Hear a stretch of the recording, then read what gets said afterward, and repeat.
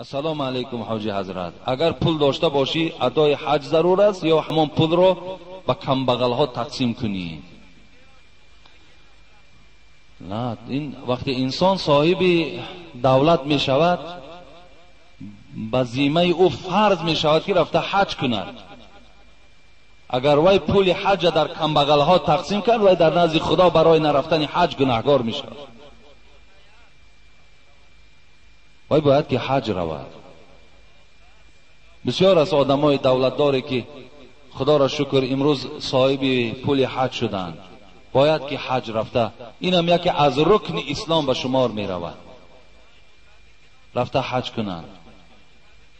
بعد آمدن از حج مرحمت دفعه دوم نروند، دفعه سوم نروند.